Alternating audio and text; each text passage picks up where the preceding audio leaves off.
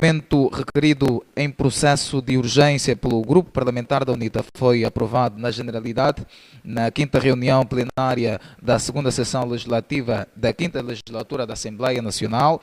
A proposta tem como objetivo institucionalizar e criar de modo efetivo as autarquias locais em Angola, determinar os atos e as formalidades para a sua institucionalização e adotar medidas para assegurar uma transição responsável e eficiente dos órgãos da administração local do Estado para a administração autárquica, capaz de salvaguardar a unidade nacional e o desenvolvimento equilibrado e harmonioso do país. Esta é a introdução possível para situar a audiência e, sem mais delongas, eu começo mesmo com o deputado.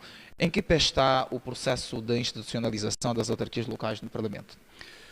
Bom, muito obrigado. Dizer que, a nível do Parlamento, a responsabilidade que nos cabe é a aprovação das leis. E, neste quesito, como se sabe, nós temos 10 leis aprovadas do pacote legislativo autárquico e falta uma lei que é a lei mais importante, que é a lei da institucionalização das autarquias. E, como sabe e disse muito bem também, esta mesma lei tem um projeto de lei apresentado pelo grupo parlamentar e uma proposta de lei apresentada pelo Executivo, no caso, o Executivo do presidente João Lourenço.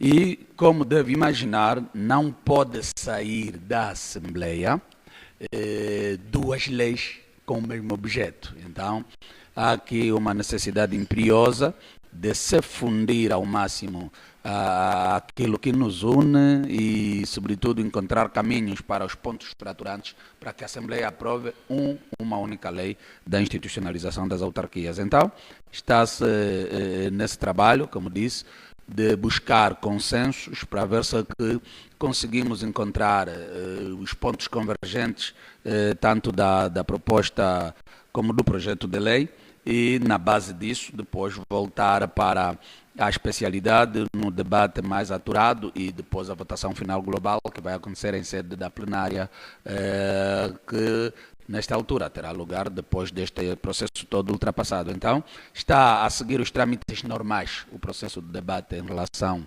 ao projeto de lei e a proposta de lei que estão no Parlamento, e acreditamos nós que venhamos a sair daí com um instrumento que possa proporcionar aos angolanos a institucionalização efetiva das autarquias locais. Muito bem, visto que é uma iniciativa do Governo e, de igual modo, proposta da UNITA, há possibilidade de prever, em termos temporais, a efetivação ou a institucionalização das autarquias?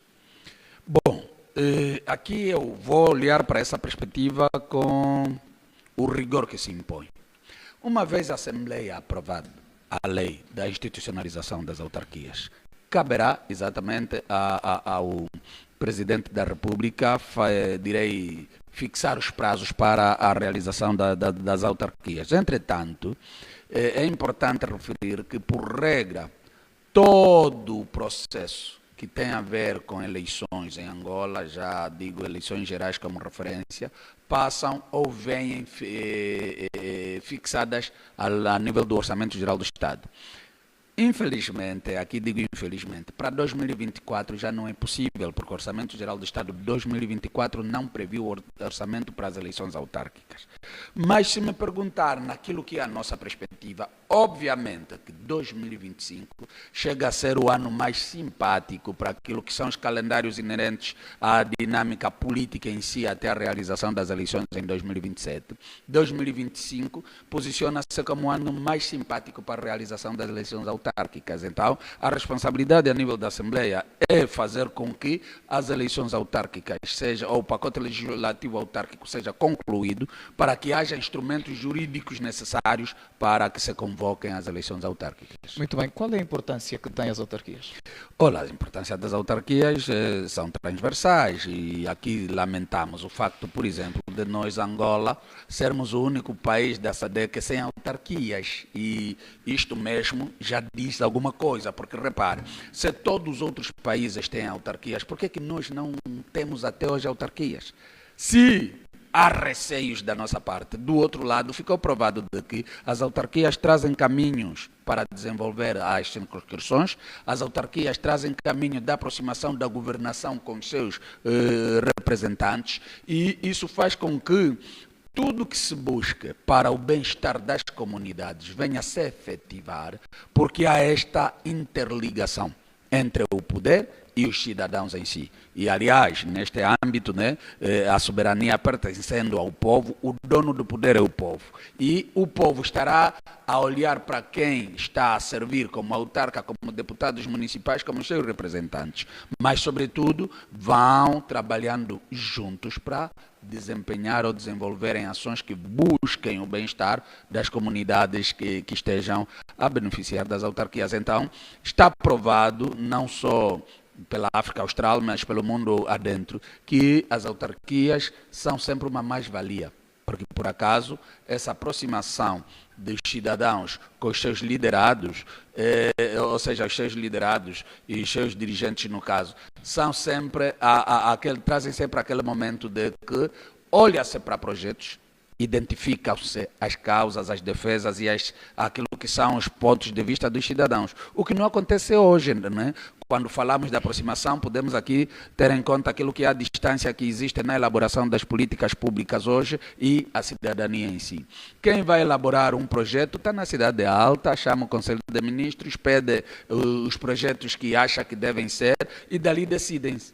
A participação dos cidadãos quase que não se faz sentir a nível dos projetos de orçamento geral do Estado. Então, há aqui uma oportunidade de que se quebra um tabu em relação à aproximação entre os liderados e os seus entes afins, e aquilo que nós podemos considerar como o fosso que tem existido até hoje entre as partes, no caso, os cidadãos e os dirigentes. E nisto está mais do que provado que esse distanciamento tem também, infelizmente, trazido políticas completamente desconexas em relação aos anseios dos cidadãos. Muito bem, o deputado fala das importâncias. É possível ver aqui alguma consequência que as autarquias trazem? Consequências em que perspectiva? Sim, a forma de se governar, esta proximidade que o povo terá ao poder, pode-se ver aqui alguma consequência? A principal é que o povo, hoje nós aqui temos a mania de chefia, né? Os funcionários públicos todos vão se chamando entre eles chefe. Mas nas autarquias, o autarca vai perceber que o chefe dele direto é o povo, é o cidadão. Okay. Então, quando o cidadão ou o autarca vai se apresentar aos cidadãos, ele tem que ir com aquele respeito, com aquela consideração, porque sabe que é daí onde vem o seu poder. Hoje, por exemplo, paralelamente, se quisermos tomar os administradores municipais como referências, eles obedecem a quem os nomeia. O vínculo é um pouco mais hierárquico, por na base daquela nomeação é para quem me nomeou fulano. Então, quando vem dali a qualquer orientação que seja, eu devo cumprir, em detrimento daquilo que efetivamente é a realidade dos cidadãos, a necessidade. Vamos lá ver aqui na província de Luanda, temos um caso, vou tomar só um caso como exemplo, que tem que ver com a ponte do Malueca aí no Kazenga, em que o governador foi aí com toda a pompa e circunstância, levou todo o aparato à sua volta para dizer aos cidadãos que tinha 30 dias para terminar a ponte. Hoje, envolvidos 90 dias, a ponte não está pronta. Isto por quê? Porque ele também sabe, se faz, se não faz, não terá muitas consequências. Mas já com a autarca, essa questão dos prazos nesse quesito contam muito. Porque ele sabe perfeitamente que tanto os tributos fará aos cidadãos, ou seja, o dinheiro vem por via dos cidadãos, como sabe que se ele não fizer aquilo que os cidadãos pedem, ele depois perde o mandato ou não conseguirá ser reeleito, porque o poder ali pertence efetivamente ao povo. Então, isto é uma grande vantagem, porque será ou estará o autarca naquela condição de fazer tudo para que as preocupações dos cidadãos sejam atendidas, sejam resolvidas, sob pena de que ele próprio também venha a perder o seu mandato. Muito bem. Senhor deputado, quais são as diferenças entre a proposta do governo e o projeto do seu grupo parlamentar da UNITA sobre a institucionalização das autarquias? Existem diferenças claras. porque o projeto de lei apresentado pelo grupo parlamentar traz como título institucionalização efetiva das autarquias. Ou seja, este projeto de lei está mas nesta proposta do Executivo não vem a palavra efetiva. Do outro lado, o corpo em si da lei, do projeto de lei, no caso do grupo parlamentar da UNITA, tem todos os pressupostos necessários para dar efetivamente competências para quem possa convocar, para que depois as autarquias se realizem sem grandes dificuldades. A proposta que veio do governo repescou as tarefas aprovadas em 2015 que tinham que ver com ações a desenvolverem num determinado período para que depois se chegasse na realização das autarquias. Então, o que acontece? Aquelas tarefas repescadas, muitas já foram realizadas, outras estão ultrapassadas e praticamente não podem sequer substituir o corpo nem o objeto da lei em si, nesta matéria. Okay. Então, essa questão de que a proposta de lei está, em termos de substâncias, em matéria de realização das autarquias vazia, claramente também revela a sua diferença com aquilo que é o projeto de lei apresentado pelo grupo parlamentar da UNITA. Então, há aqui várias nuances que nos mostram claramente que precisamos trazer o grupo parlamentar do MPLA à razão, precisamos trazer o Executivo à razão, para que percebam que o que se pretende com a lei da institucionalização das autarquias tem que ter respaldo legal, constitucional e doutrinar. E, neste aspecto, estaríamos diante de uma lei claramente substantiva para que nos leve para a realização das autarquias. E, nesse aspecto, o projeto ou a proposta de lei que veio do Executivo não corresponde a esses desafios todos, mas, ainda bem, que no projeto de lei apresentado pelo grupo parlamentar da UNITA constam os elementos todos inerentes à realização das autarquias. E, nesse quesito, estamos um pouco mais à vontade para que se debatam a proposta e o projeto de lei e, como disse, saia dali uma lei que venha representar o interesse dos angolanos. Muito bem. Caro internauta, envie o seu comentário por vídeo ou por áudio no WhatsApp que está a passar no rodapé, o 931-559977. É importante esta interação porque este é o podcast Conversa com o Deputado, um espaço em que o cidadão conversa com o deputado eleito. Senhor deputado, sabe-se que o assunto autarquia, a Constituição prevê já há um tempo atrás. A questão é a seguinte: de quem é a culpa da caducidade da antiga lei da institucionalização das autarquias? Não. Não caducou a lei. E ainda bem que faz essa pergunta. Há aqui um equívoco muito grande por parte da Presidente da Assembleia Nacional quando vem mencionar que o processo levado a cabo na legislatura passada, com o término da legislatura, cria um espaço de caducidade para as leis aprovadas. Não tem nada a ver com isso. E ainda bem que, para a correção da questão, o grupo parlamentar da UNITA introduziu imediatamente este projeto de lei, para dizer que se a questão é essa, né, porque como sabe, no direito 1 mais 1 não são 2, o direito não é uma ciência exata, para que se perca o argumento do vazio, né, de projetos de leis, o grupo parlamentar introduziu imediatamente um projeto de lei para a institucionalização das autarquias. Mas aqui digo, em termos doutrinários e legais, não há nada que diga que uma lei começada a discutir num mandato não passa o seu debate para outro mandato, quer dizer, não faz sentido, porque senão, veja que se o pacote legislativo autárquico não terminou de ser debatido, quer dizer, nós estaríamos naquela condição de que tínhamos que debater outra vez o pacote legislativo autárquico todo. Não, as 10 leis aprovadas no mandato passado estão ali e já estão aprovadas, estamos apenas a levar ao debate aquelas que não foram ainda aprovadas, e nesse aspecto, como digo, foi um equívoco mais que abre espaço para o debate em termos doutrinários, mas não faz sentido absolutamente nenhum invocar caducidade da lei por perca ou por término de mandato. Não há razões para isso. Muito bem.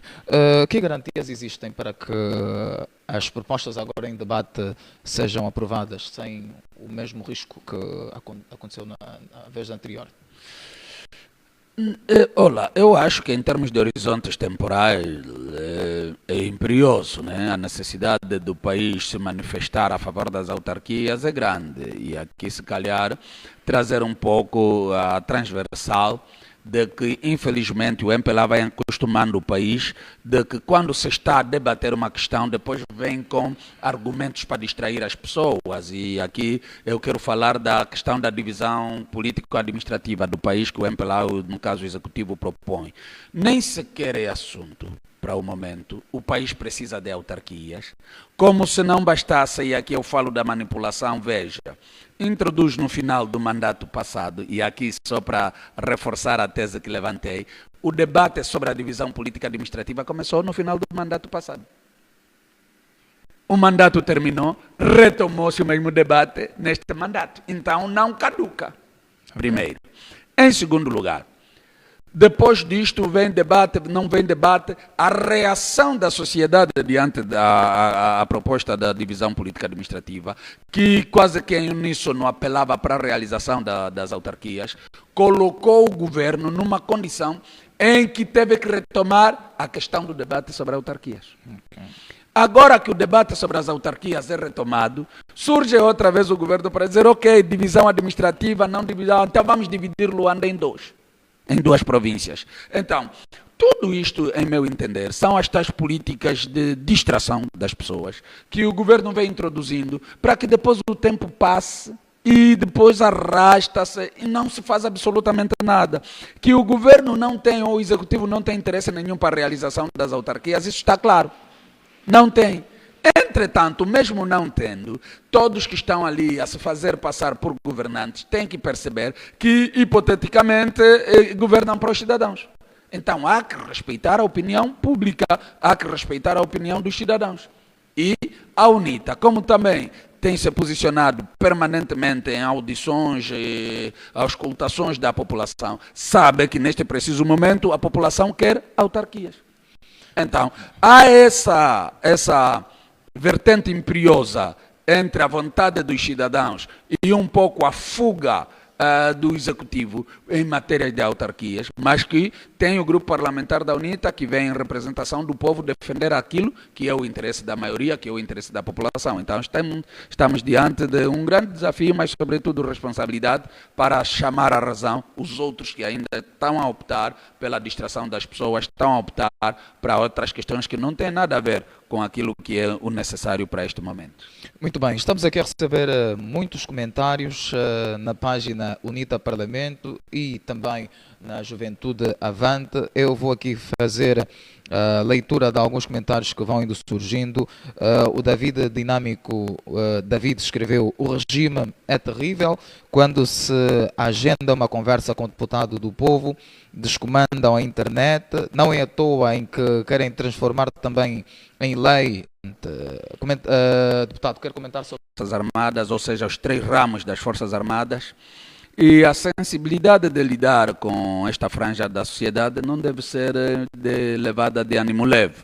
Infelizmente, o que o nosso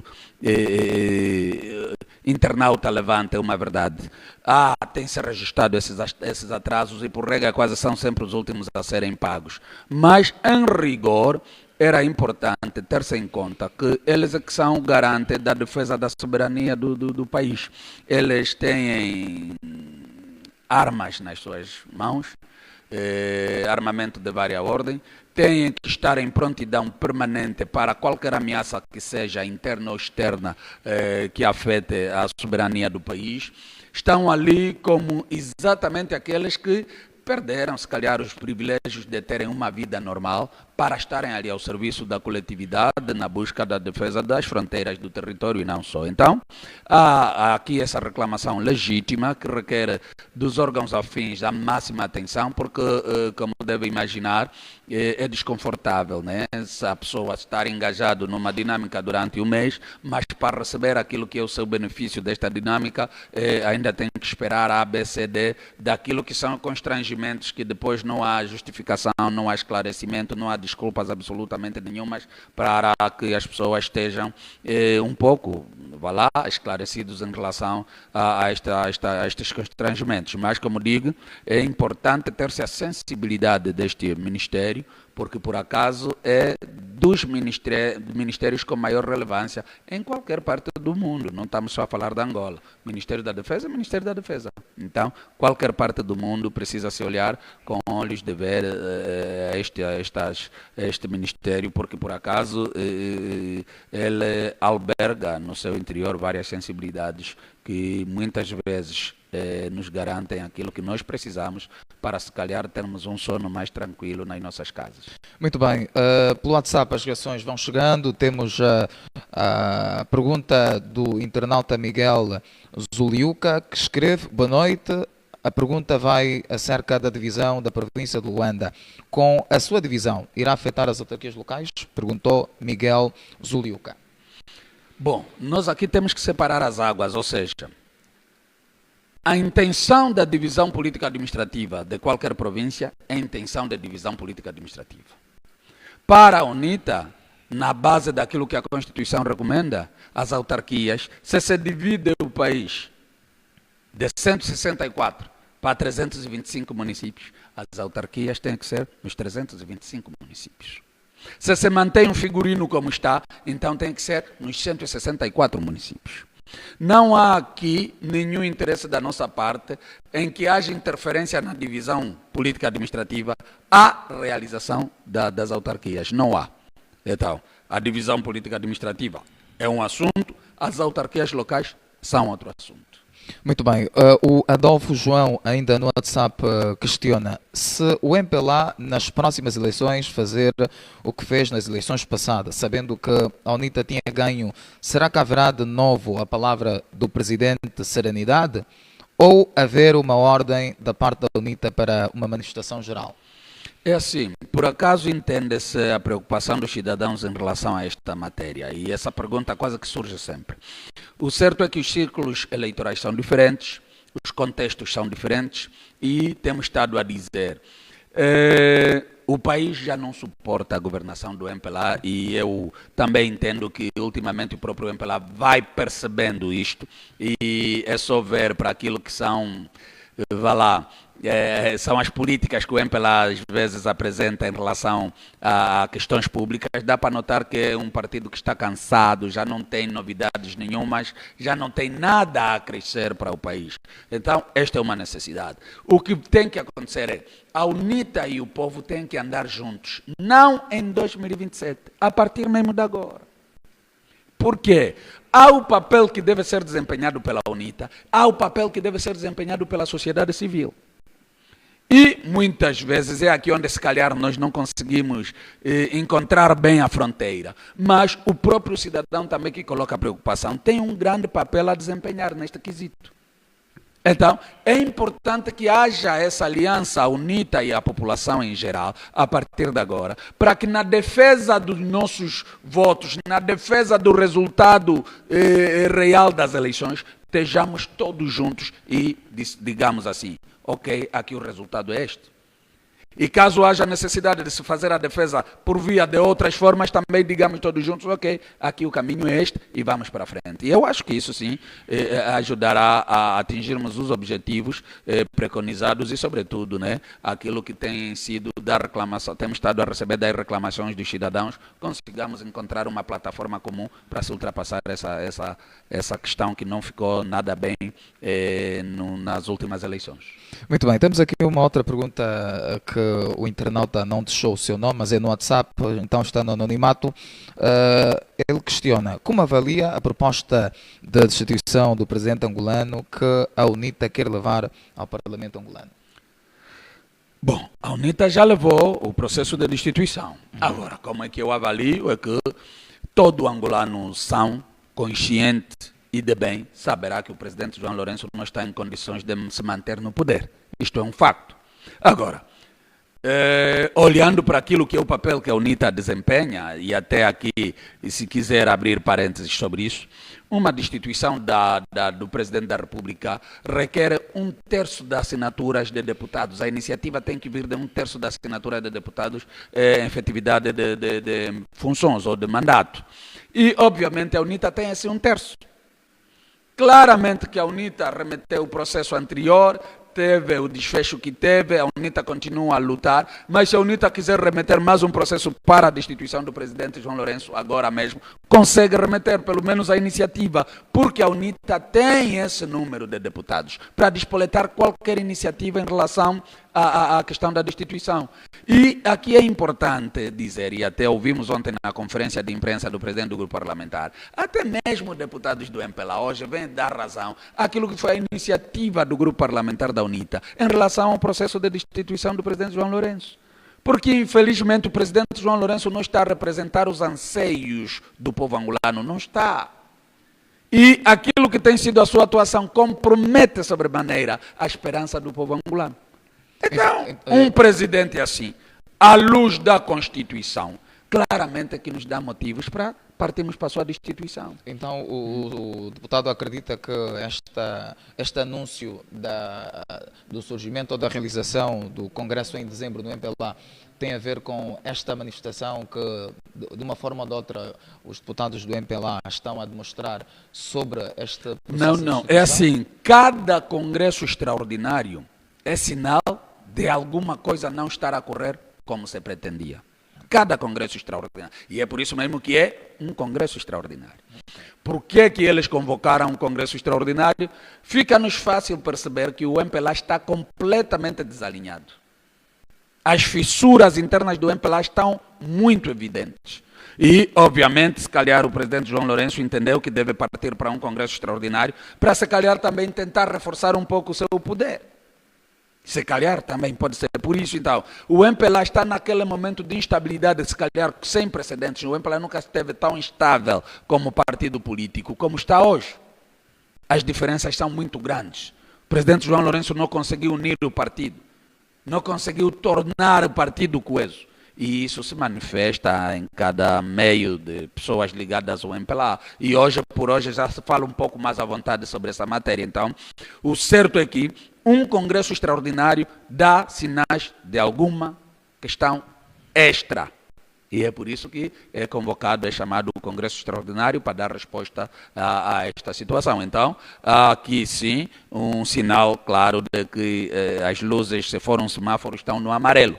Estão no amarelo e requer alguns cuidados, mas nós, como parte deste mosaico político, estaremos atentos a todas as manifestações do nosso movimento, do nosso adversário, para aquilo que é o que se pretende com este Congresso Extraordinário e, sobretudo, como é que depois sairá do Congresso Extraordinário.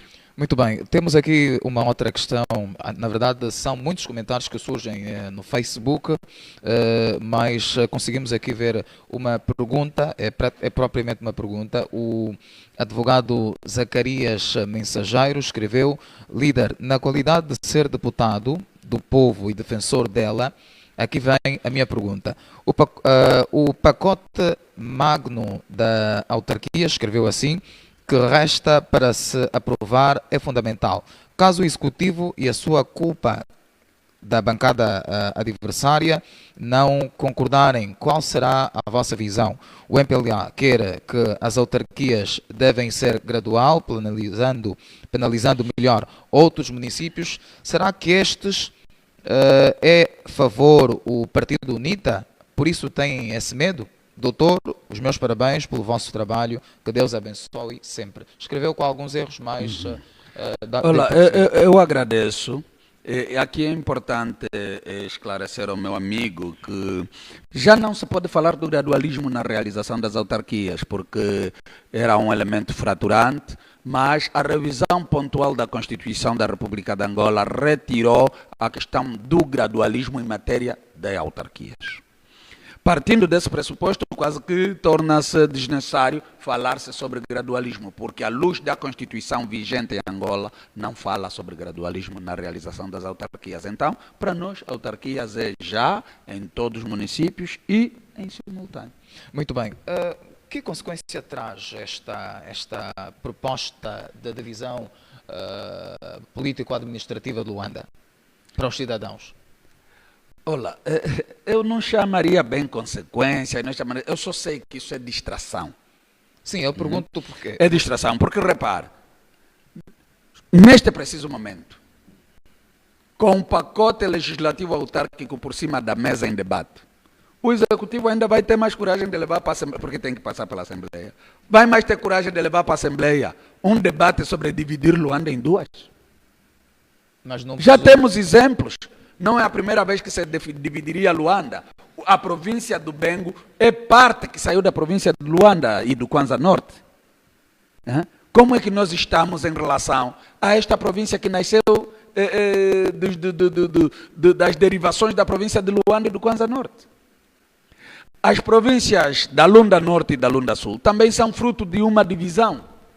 O que se tem de benefício da divisão que se fez com as duas, com a Lunda que se transformou em duas Lundas? Então, eu digo que é distração, porque nesse preciso momento Luanda não precisa de ser dividida.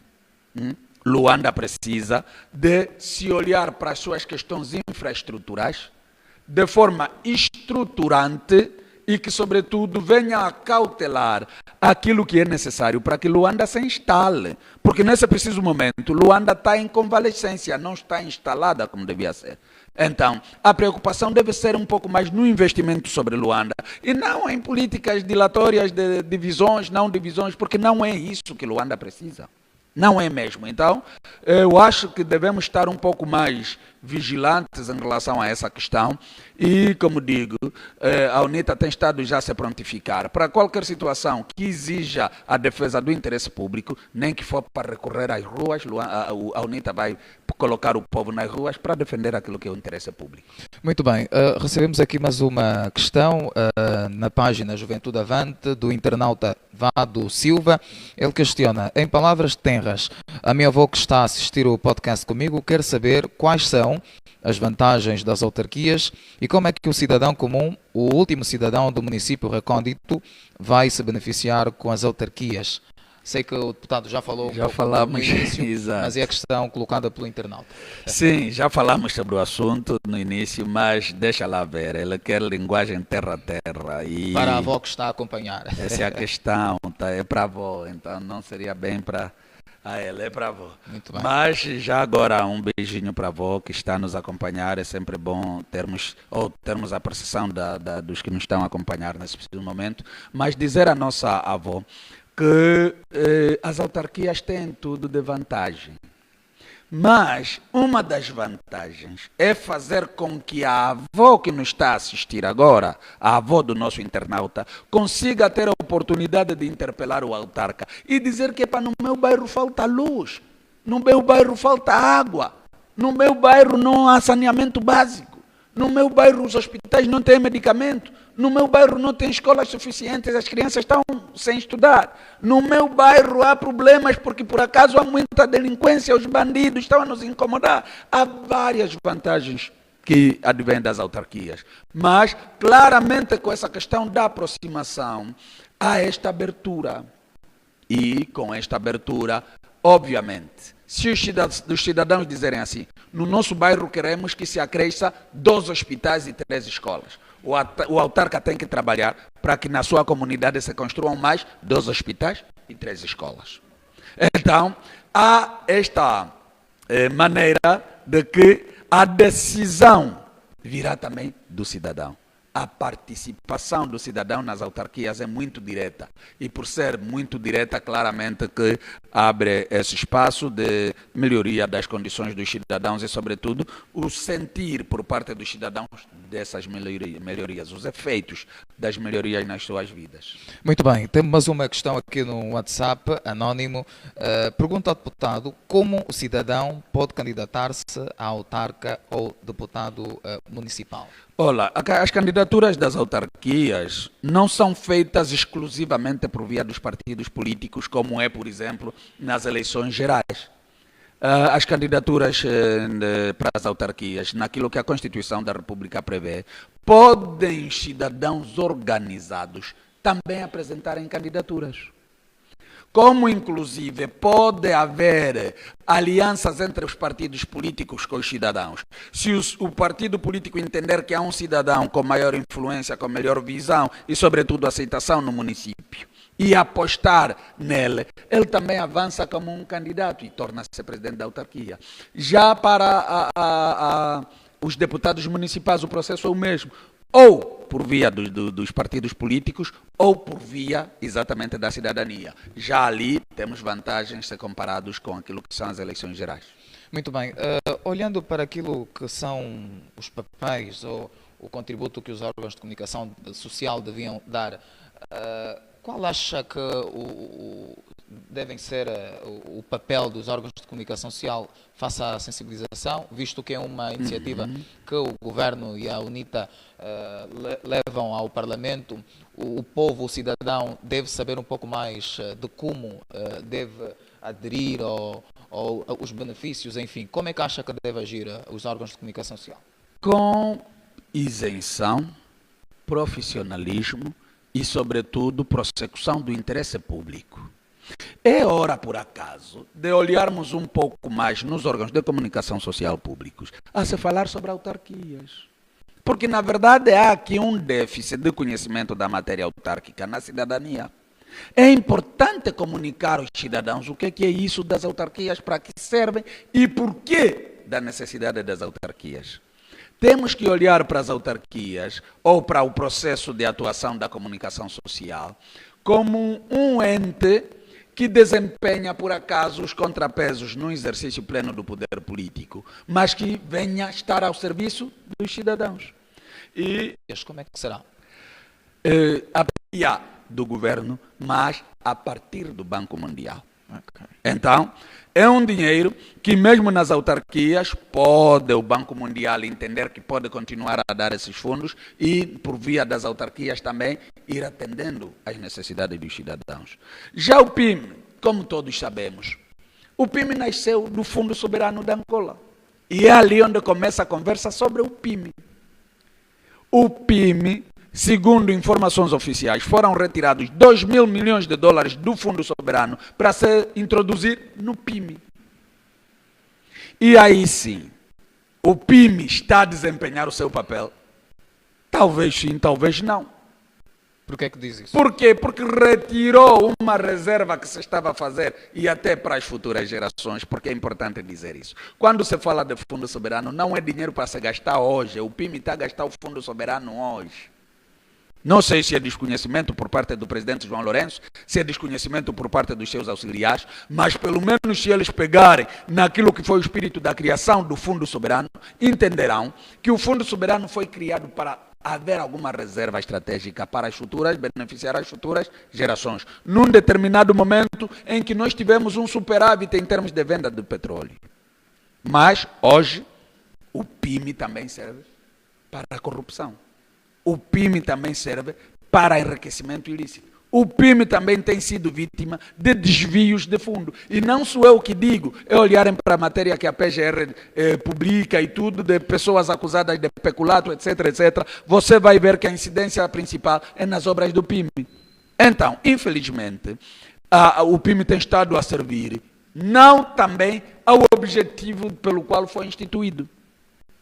E, nisto, é importante dizer que sim, em relação ao PIME, teremos que redefinir, mas já em relação ao Quenda, é algo que vem por via do Banco Mundial e ali pode-se encontrar outros projetos onde se possa incidir e como objeto o dinheiro que vem do Banco Mundial.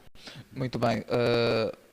Ainda quero saber, com a criação das autarquias, estes projetos ficam na abolição?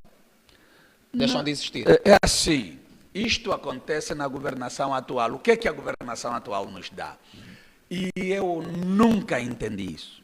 Por exemplo, sai agora um ministro, substituído por outro, ou um governador. Aquele que vem dificilmente dá seguimento aos projetos que o outro deixou.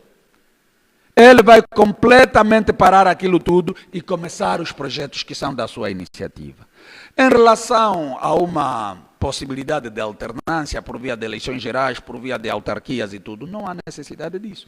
Os projetos que ainda correspondam à necessidade das comunidades, estou a dar exemplo dessas escolas do 23 de março, mas existem exemplos dessas obras em vários espaços daqui do território nacional, em que você olha e quase que começa a passar a percepção de que os tais governantes são de partidos diferentes.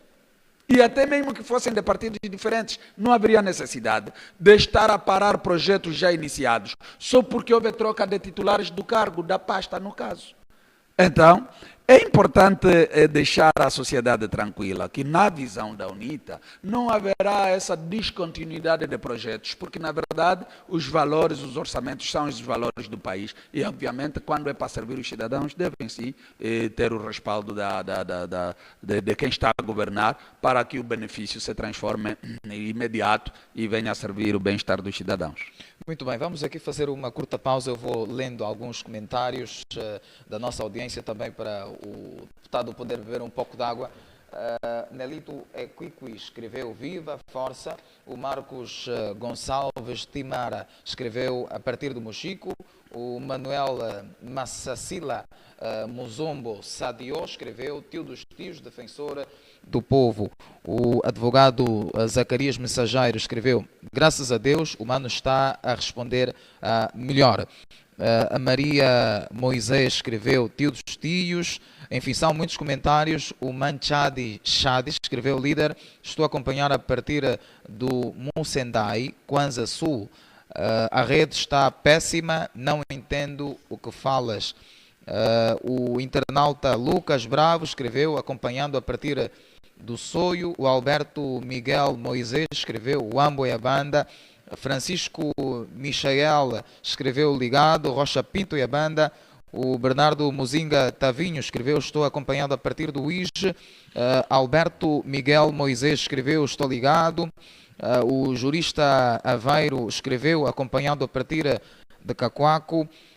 O Isidro Almeida Neto escreveu Não és grande, és enorme. UNITA, a CJ, presidente da UNITA, é a marca dos angolanos, lúcidos e patriotas, Deus no comando. Emanuel Jabinto escreveu Primamos pelo bem-estar, estamos milimetricamente lá em BE.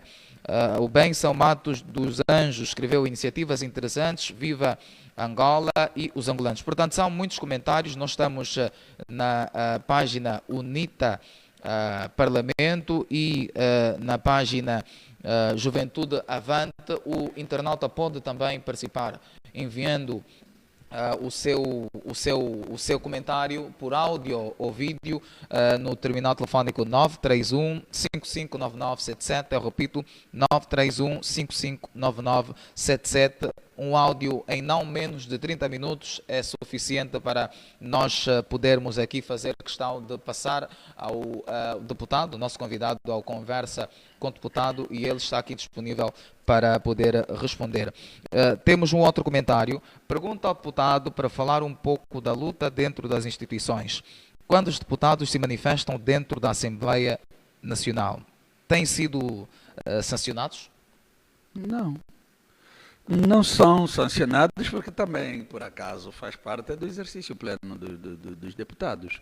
E repara que os deputados regem-se pela Constituição da República e pelo regimento interno e outras leis do país. E, obviamente, o direito à manifestação é um direito consagrado na Constituição. Então, não há violação absolutamente nenhuma de nenhuma norma e, por conta disso, por isso é que temos estado a fazer, de quando em quando, algumas manifestações mesmo dentro da Assembleia Nacional. Muito bem. Sente algum favorecimento ou desfavorecimento por parte da Presidente da Assembleia Nacional durante alguns debates? A Presidente da Assembleia Nacional é militante do MPLA. E, infelizmente, nisso não tem sido nada Não tem às vezes faltado alguma pedagogia, alguma, diria, alguma moderação mais equilibrada, porque muitas vezes, infelizmente, assistimos a presidente da Assembleia a responder, inclusive, a deputados da UNITA e de outros partidos na oposição, o que não fica bem. Eu acho que o papel da presidente da Assembleia Nacional é um pouco mais diferenciado, é mesmo o papel de árbitro, e, como sabe, mesmo no desporto, o árbitro não pode efetivamente colocar a camisa de qualquer equipa que esteja em campo, mas, infelizmente, aquilo que temos estado a assistir é que muitas vezes a presidente veste uma das camisolas, ou seja, rebusca a sua condição de militante do MPLA, e muitas vezes assiste-se, as plenárias são públicas, a presidente a dizer, se você falar assim, nós também vamos responder assim, quer dizer, quando a presidente nós também vamos responder, está a se posicionar claramente como militante do MPLA. Então, infelizmente, nisso tem faltado alguma pedagogia por parte da presidente da Assembleia Nacional. Muito bem, sei que existe outras vice-presidências na Assembleia Nacional. Qual tem sido o papel real destas vice-presidências? Sei que a UNITA tem também algum assento. Qual tem sido o papel fundamental? A questão é exatamente essa aqui. O papel das vice é mesmo de ser vice. Tá vendo? Então, só substituem na ausência. E nisto, tem sido poucas vezes que os vice-presidentes têm assumido, por exemplo, em plenária, porque com todas as plenárias a presidente da Assembleia Nacional tem estado presente. Então, o papel delas é um pouco mais mesmo de substituição. Muito bem. Sendo um deputado que já esteve na legislatura passada, como sente o peso da UNITA de agora que são 90 deputados? É um peso substancial, né? E, aliás, é só olharmos para os números. Uma era bancada de 51 deputados, hoje é bancada de 90 deputados. Faz toda a diferença, são 39 assentos a mais.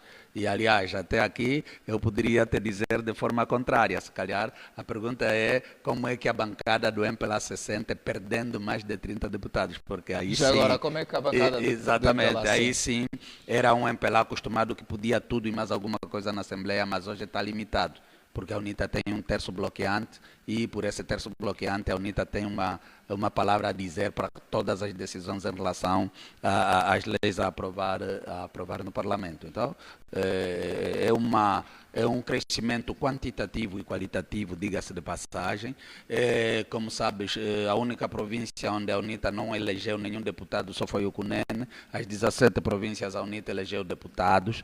Então, há representação em todo o território nacional. E a UNITA, como também é um partido de âmbito nacional, independentemente de a província do Cunene não ter eleito deputados pelo círculo provincial, mas há deputados no grupo parlamentar da UNITA que são naturais do Cunene e, obviamente, fazem uma defesa sobre o Cunene fora de série.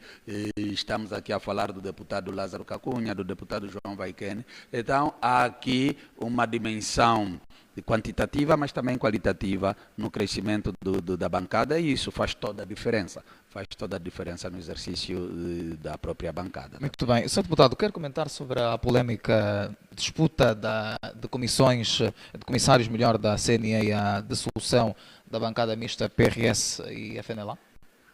Bom, eu acho que, por lei, o que o PRS e a FNLA estão a defender está salvaguardado, é legal. A posição deles é legal. Eles precisam de ter representação na CNE, porque aqui, ainda bem que faz essa pergunta, há um esclarecimento que devo fazer.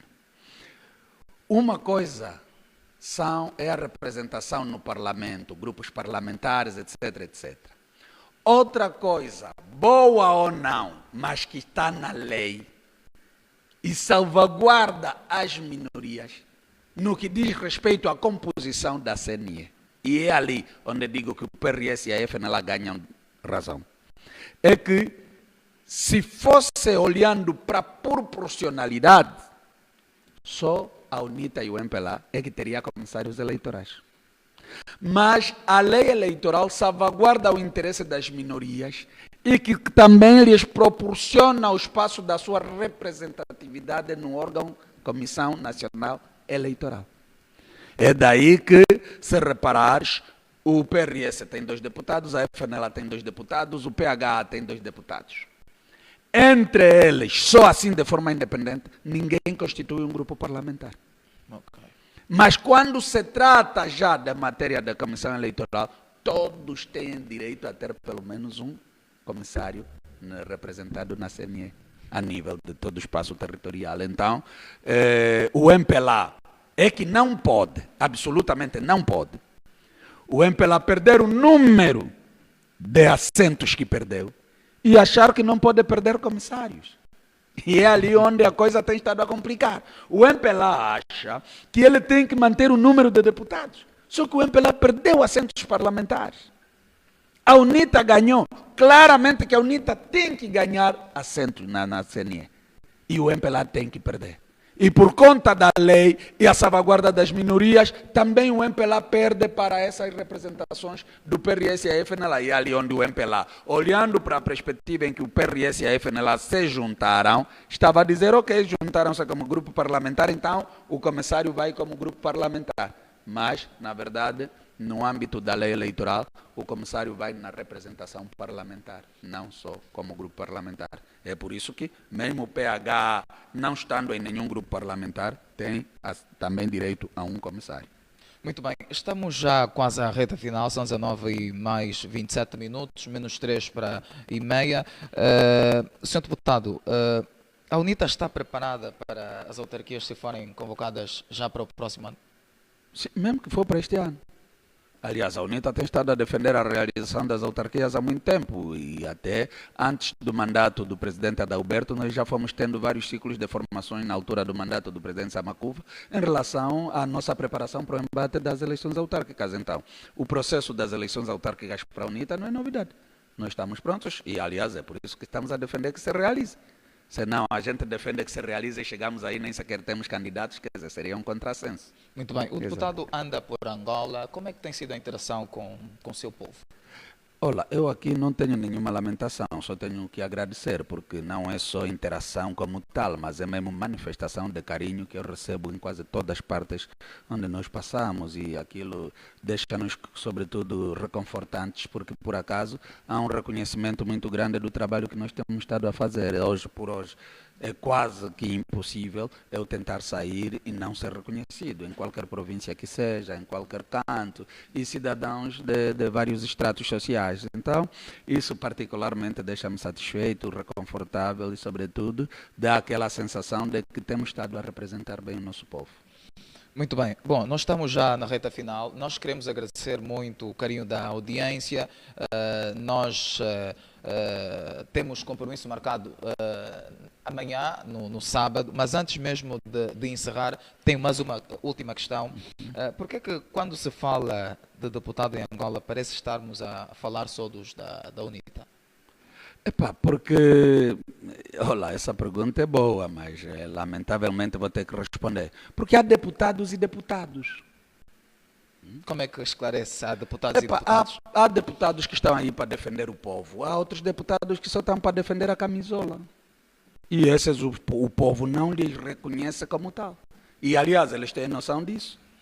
Eles têm noção disso. Então, é por isso que eu digo que, como a tarefa de deputados, um dos papéis de deputado é a representação, seria bom que muitas das vezes o parlamento assistisse os cenários de despir as camisolas para olhar para aquilo que é o interesse comum, olhar para o interesse da maioria, olhar para o interesse do povo, e irmos buscando os caminhos para a solução dos problemas da população. Porque, repare, há bancada em que, mesmo se a coisa estiver errada, tem que defender o erro. Não podem sequer mudar, porque assim se mudarem vão estar contra A ou B, e aí se calhar tem aquela represária. Mas no nosso caso não. Os deputados estão ali em defesa do povo e manifestam-se abertamente. Daí que a sensação é, quando se fala da Assembleia Nacional, os angolanos estão a olhar para os deputados da UNITA. Muito bem. E aqui, sem desprimor aos outros, só estamos aqui a falar e a comentar sobre uma constatação. Muito bem. Senhor deputado, em gesto de conclusão, qual é a última palavra que quer deixar à nossa audiência? É que, por acaso, os angolanos contem com a UNITA, os angolanos saibam que a UNITA não está apenas para ocupar espaço por ocupar, está aqui para servir os angolanos e nisso a UNITA se posiciona cada vez mais como esperança dos angolanos e não temos aqui receios em dizer isso e nisto entendemos nós que sim, é chegada a hora em que esta interação, esta ligação, essa sensibilidade, esta participação, esta solidariedade dos angolanos para com a UNITA, dos angolanos para com os deputados da UNITA, dos deputados para com os angolanos, tem se cimentado a cada dia que nasce. Muito bem, eu não posso encerrar sem ler estas últimas duas que surgiram mesmo da nossa audiência. Permita-me. O Teodoro Feca escreveu: quais são as medidas concretas do grupo parlamentar da UNITA para pressionar o MPLA e a institucionalizar as autarquias em Angola? Medidas concretas, primeiro passa pela lei. E, em segundo lugar, não está a ser dito por mim apenas, o presidente da UNITA já disse, tem-se dito, a UNITA tem estado a dizer sempre sobre isso, aquilo que for necessário ser feito para que se implemente as autarquias, nós vamos fazer nos marcos da Constituição e da lei. Então, pode-se contar conosco em relação a essa luta para que se efetive a realização ou a institucionalização das autarquias. Muito bem, como é que é a convivência com o deputado ACJ, o seu presidente? Tranquilíssima. Eu aqui não tenho razões de queixas absolutamente nenhumas, né? Eu acho que, e nisto até permitam a expressão, acho que sou, de alguma maneira, alguém com algum privilégio naquilo que é o contacto e convivência com o presidente do partido. Não tenho razões de queixas absolutamente nenhumas.